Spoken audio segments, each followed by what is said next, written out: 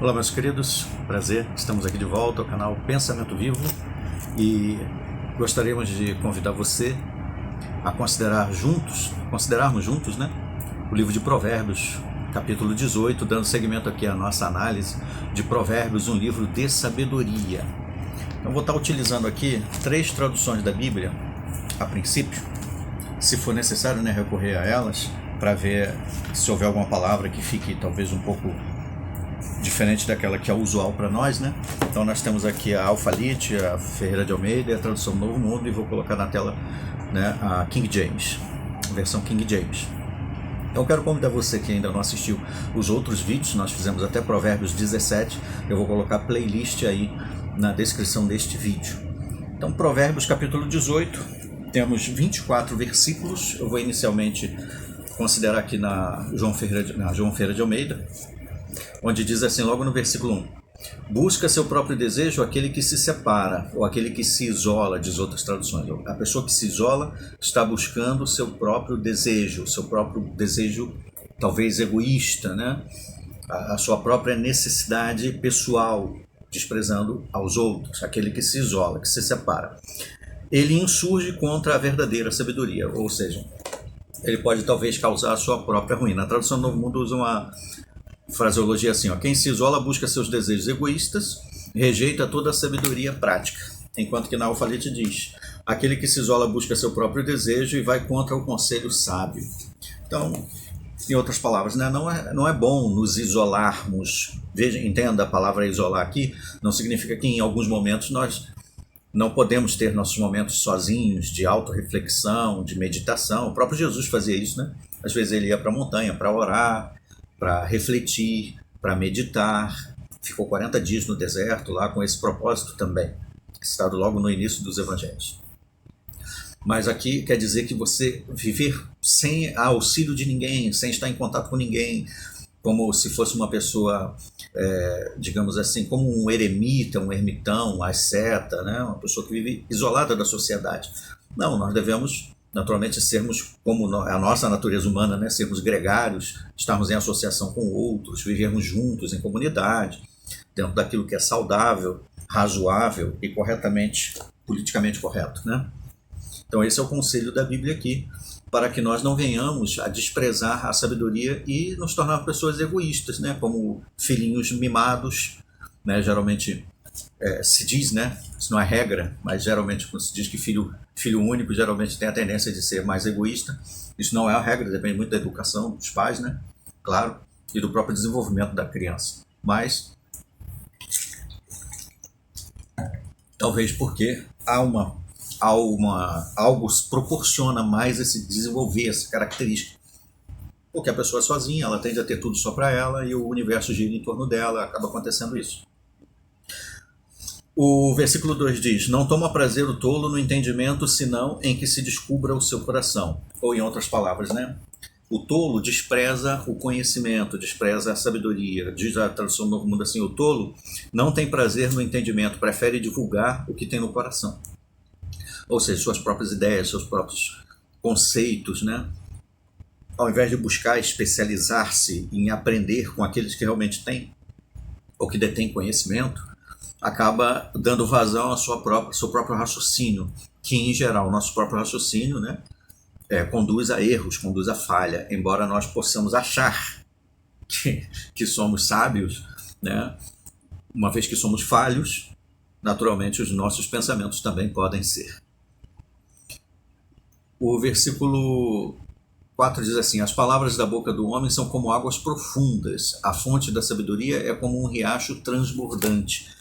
Então, eu li na tradução do Novo Mundo, vou ler aqui na João Ferreira de Almeida, que diz, águas profundas são as palavras da boca do homem e ribeiro transbordante é a fonte da sabedoria.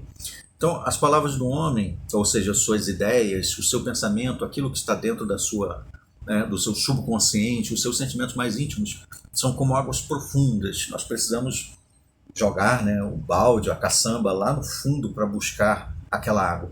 Muitas vezes, para nós conseguirmos ajudar alguém a colocar para fora o que está fazendo ela sofrer, suas dificuldades, os nossos filhos, geralmente adolescentes, tendem a se fechar um pouco Então nós precisamos ter sabedoria, a arte da persuasão, sabermos usar bem as palavras, a empatia, tocar o coração, o seu íntimo, fazer com que a pessoa entenda que nós estamos ligados no mesmo objetivo, né? Que temos uma ligação benéfica, como a água profunda virá à tona, né? À superfície.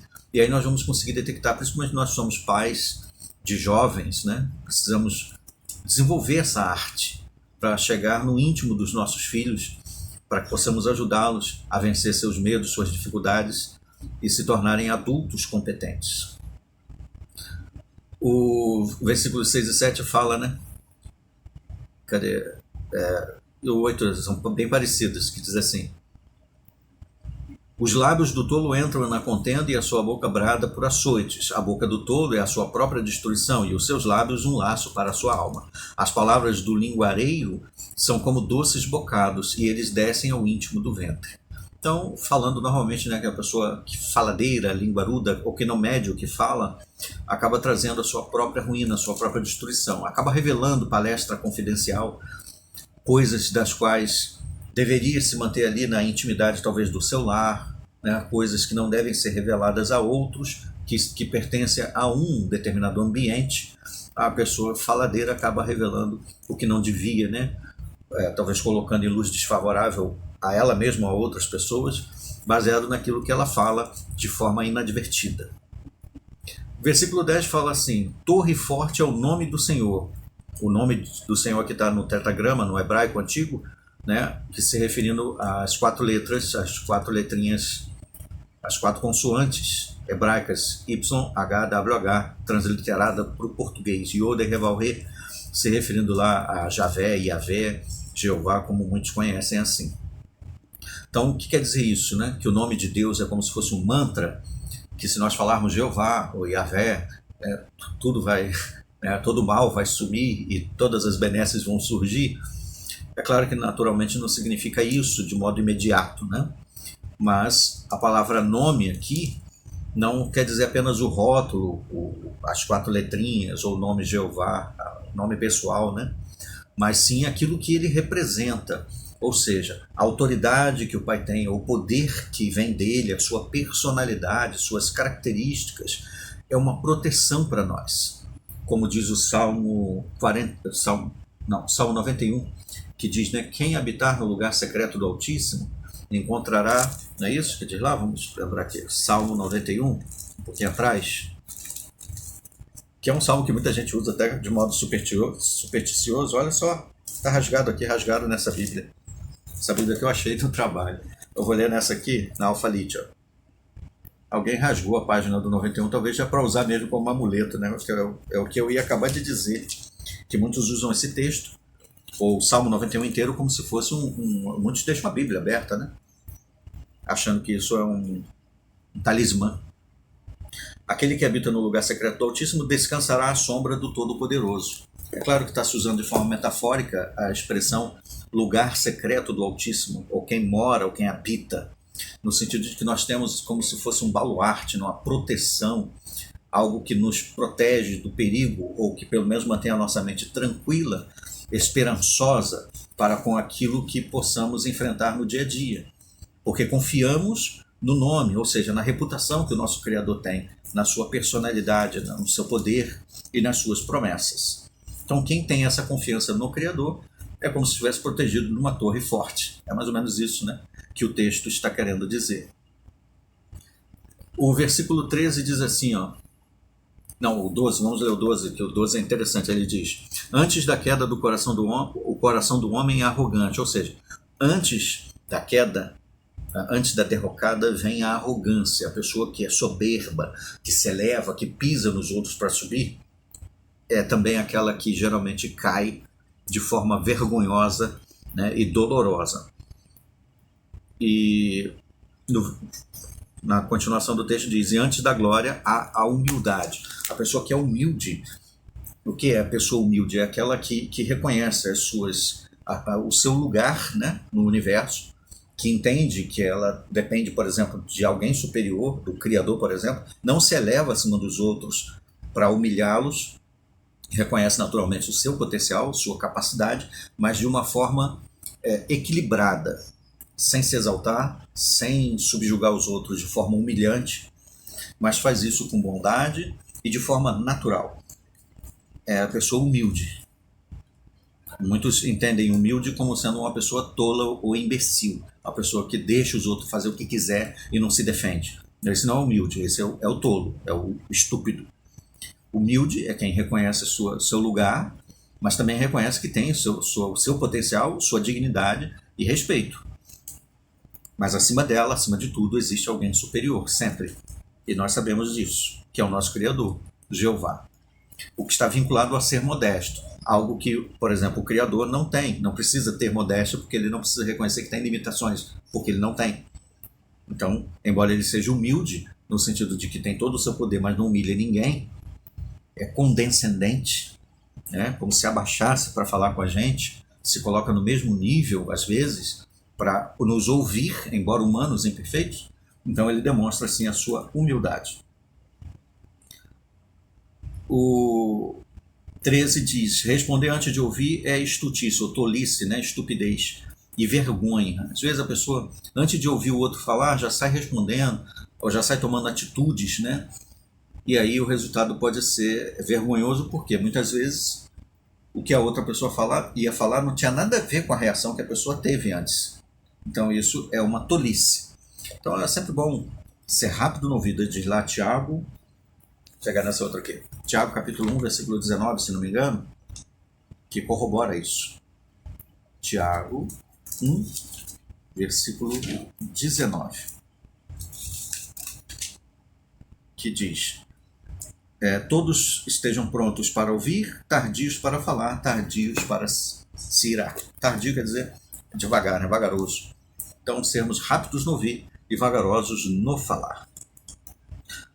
O versículo 15 diz que o coração do sábio adquire conhecimento e o ouvido dos sábios busca ciência. Então, a pessoa sábia, isso eu falava quando eu ensinava matemática ainda, né? Ainda falo isso quando eu ensino as minhas filhas, né? Ajudo, na verdade, nas aulas de matemática. E aí eu digo que calculadora não é para quem não sabe matemática. Calculadora é para quem sabe, para quem conhece a matemática, que o auxilia. Assim como discordo, e minha mãe também, né, do verbete que se diz que o dicionário é o pai dos burros, nós dizemos o contrário, minha mãe primeiro do que eu. E eu repito o que ela diz, que eu concordo. O dicionário não é o pai dos burros. O dicionário é o pai dos inteligentes. Ele auxilia as pessoas sábias para que elas adquiram mais conhecimento. Então, a pessoa que é sábia, ela busca mais informações, ela busca enciclopédias, ela busca pesquisas para aprender mais. O tolo, o estúpido, vamos dizer assim, está contente com o quase nada que tem e ainda acha que sabe muito. Então, nunca se desenvolve, nunca aumenta em conhecimento, nunca expande a sua mente, nunca melhora, né, o seu padrão de vida, tanto emocional como intelectual e em outras áreas. Vamos ver aqui o versículo 24, que nós consideramos inclusive no 17, acho que foi no 17 e 17 que nós citamos, quando diz: em todo tempo ama o amigo e na angústia nasce o irmão. Foi o 17 e 17. E aí nós citamos o 18 e 24, que vamos citar agora de novo. O homem que tem muitos amigos pode congratular-se, mas há um amigo mais achegado que um irmão. A tradução Novo Mundo verte assim, ó: alguns amigos estão prontos para acabar com o outro, mas há um amigo que se apega mais do que um irmão. Aqui a Alfalite diz assim, sua fraseologia é assim, ó: ter muitos amigos é coisa para sua ruína. Ter muitos amigos aqui no sentido irônico. Uma pessoa que tem muito dinheiro, por exemplo, quando ela fica rica, geralmente ela ganha muitos amigos, né? Amigos entre aspas. Mas quando ela está em necessidade, quando ela precisa de auxílio, cadê os amigos? São muito poucos. Esses são os verdadeiros. Então diz aqui, ó: mas há amigos que se apegam mais que um irmão, mais achegados do que um irmão. E como nós falamos ao considerar o 17, vamos repetir: preze os seus verdadeiros amigos. São raros, são poucos. Eles ultrapassam, os verdadeiros amigos vão além do seu poder aquisitivo, de você estar bem de saúde ou não, de você ter recursos financeiros ou não, das pessoas, da maioria das pessoas te apoiarem ou não. O verdadeiro amigo te conhece, ele está do seu lado e ele vai te defender, porque ele é verdadeiro amigo, como um irmão de sangue. Às vezes ele é mais achegado do que um irmão de sangue. Então preze os verdadeiros amigos, pois esses são raros. Jesus prezava os seus amigos, inclusive ele disse: não mais vos chamo de escravos, chamo-os de amigos, de irmãos. Os discípulos mais achegados de Jesus eram irmãos, ele chamava eles de amigos e irmãos, embora não fossem irmãos em sentido carnal. Os irmãos carnais de Jesus, né? Tiago, José e outros, só foram se tornar discípulos de Jesus bem depois dele ressuscitar.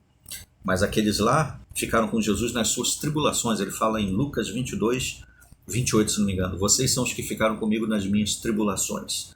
Então o verdadeiro amigo fica com o seu amigo mesmo nas dificuldades mais terríveis.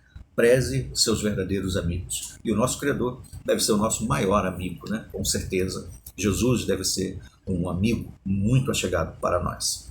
Então, quero agradecer a todos vocês aí pela atenção a essa consideração breve, né, que nós fizemos aqui de Provérbios, capítulo 18. Não analisamos todos os versículos, não dá tempo, e nem profundamente cada versículo como, né, o texto merece. Então, eu convido você a pesquisar, analisar, expandir mais ainda o entendimento desse livro fantástico, que é um livro de sabedoria. Aguardemos, então, nossos próximos vídeos. Até lá!